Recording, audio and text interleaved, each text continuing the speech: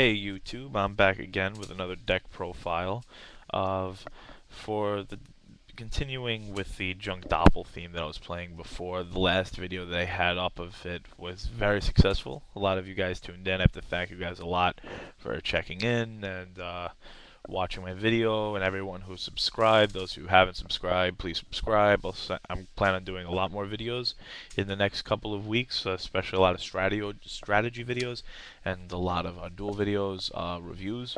So I figured that I would do another review today because I just picked up a box of Hidden Arsenal 4, and I was able to be lucky enough to pull a Trishula, Dragon of the Ice Barrier in a box, about 7th pack in. There's like one per every 2 box. So I figured I want to do a deck profile now that Trishula's out, because that's one of the few big cards that's going to help the deck a lot. Of course, the other being Tech Genus Hyper Librarian. These are proxies, obviously. And the other one is Zephyrus, the Elite, and of course Unknown Synchron. Junk Doppel's getting a lot of support, like cards that can be used for it. There's a lot to go to it.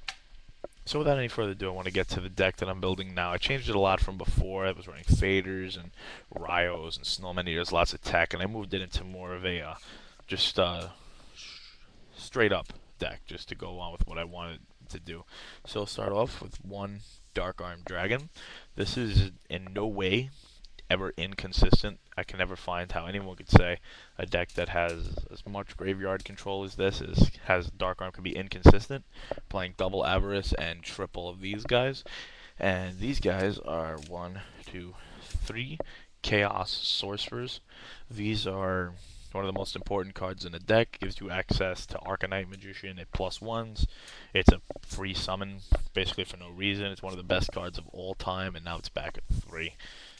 So 3 Chaos Sorcerers, now 3 Junk Synchron. The deck's called Junk Dopple for a reason, and the Junk Synchron plays are very big with Dopple Warrior and being able to make 5s, and Junk Warrior. There's a ton of great plays. I believe Junk Synchron is now, in a way, superior to the Brigade Dragon, who was his the other card used by Yusei in the 5Ds anime. Now here's something that might be a little bit controversial and wondered about is 1, 2, 3 Dopple Warriors. I'm not playing 2. I was playing 2 and I didn't like it, and every time I drew a Dopple Warrior I was like more happy than not, because Dopple Warrior can be triggered so many ways in this deck with Spore, Glow Up, Junk, Debris, and stuff's always being revived from the graveyard. And would you run 2 Full Helm Knights and X-Sabers? I don't think so. So when you're going for the big play, you want to have the Dopple Warriors available. Plus, they're never bad. You know, they're always something. 1 Sangan. I was not running this in the other deck, and I don't know why. This is basically a search for any card in my deck outside of like 4 or 5 of them, and it could let you search a card Trooper and turn into a free search for a 1900 drawer. And a great card is Sangan. Should be staple in any deck running the Plant Engine anyway. Double Effect Baylor. Need another ulti, but this is a staple. This to me should be in every deck. I don't care what it is. I tell my friends who are playing Samurais, E-Heroes, everything should be playing 2 Valor. Okay, Valor is what is to this format what Pokémon was to last. 1 Lyla, Lightsworn Sorceress. Lyla is one of the best ideas I've had in a while, and I've seen a lot of people playing it, and I said, alright, let me test it out, like, we'll just test it for a little bit. I put Lyla in, and it wins games. Lyla is, in many ways, superior to Ryko, and her effect being as good as it is, and the fact that if someone mind controls it, they can't use it against you, because they still can't switch. Lyla is great. I would even consider maybe running 2 and only 1 Ryko. And speaking of Ryko, I do have 2 Rykos right now. Need another hollow one. But Ryko is a very good card. Just the flip effect, the fact that he can give you access to Frozen Fizgerald, the fact that it's 2 stars, that it's also a junk and a debris target. Ryko is really good. I'm playing 1 Dandy, 1 Spore, 1 Lonefire, 2 Lonefire, and a Glow Up Bulb. That's a plant engine, right? It's probably one of the best engines to ever come into the game, outside of maybe the Lightsworn and the Chaos engine of years back. And you have It has search ability, it has token generation, level changing, 1-star, and multiple star tuning. So it is about as good as it can get in terms of what the 5 main plant cards can do. Now, double Debris Dragon. Debris Dragon is one of the big reasons to get Trishula, and Trishula is probably the big reason why Debris Dragon was semi-limited. People, worry about the here and now and think about the ban list, but the OCG's been at Trishula for about a year, and Debris Dragon makes it very simple to make Trishula. Okay, Card Troop, double Card Trooper, one of the best cards in the game. Great answer to Thunder King Ryko. Great answer to a lot of stuff that you can't get over. Great card against Black Wings. Just great card, right? So that's it for the monsters. Okay, now for the spells. 1, Charge of the Light Brigade. Awesome card. Would never play a hamster over this. Charge is great. 1, Dark Hole. Staple. Foolish. Staple. Trunade. Hate having to run it, but have to run it. Trunade is basically staple. Mind Control. If I could run a deck of only 1 card 40 times over, it would be Mind Control. Monster Reborn. That's staple. Double MST. That's pretty much stable in every deck now. You kind of have to run double MST because no Heavy Storm. And just got to get rid of those face-up spells and traps. 1 for 1. Beautiful card, especially when Unknown Synchron comes out. He's going to help a lot. Okay, double Pot of Avarice. I hate drawing these in the opening turn, but they're too good not to run in the deck. You need to play at least 1 and 2. 3 to me is overkill because you're going to be playing them and you're going to be putting stuff back. Like, you're going to have like 2 Darks, a Light, a Card Trooper, and a Dandylion in the graveyard. You're going to put all of it back in and draw to 2 Sorcerers. So, I'd rather just play 2 than 3. 1 Rhoda. Search ability is very important. It adds consistency, and it sets up for the big play. And another card that does that is 1 Tuning. I play 1 Tuning because I believe in 3 to 1. 3 to 1 ratio. I'm playing 3 Lightsworns, I play a Charge. I'm playing 3 Synchron monsters, I'm playing Tuning. Right, I believe it's almost like 2 to 2.5. My next set, I might play Quick Draw and Unknown Synchron, and then I might put in a second Tuning. But Tuning adds consistency.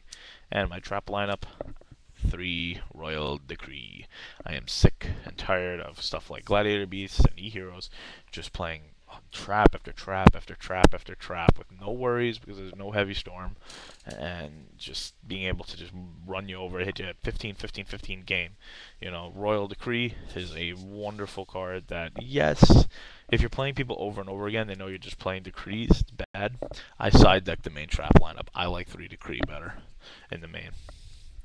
Okay, so that's it for the main deck. 41 cards. The deck list will be posted in the description below. And let's go on to the extra deck. No side deck for this. Side deck's still in progress. Side deck really isn't. It's not good to post up online because your side deck depends on your locals. And my locals is right now, it's a lot of X-Sabers and it's a lot of Samurais. So my side deck has to prepare accordingly. Side deck is 2 Formula. Extra deck, I mean. 3 is overkill. This because usually you only get 2 by the time you draw into an Avarice. It's more than enough. 1 Armory Arm. It's basically here because it's a level 4, and it's just a good way to get into other synchros. The effect is solid too. And I'm not running Colossal Fighter anymore. It's only on the side. But when I do side it in against Samurais, it'll be a nice way to OTK when they just think that having a Shian out is protecting them.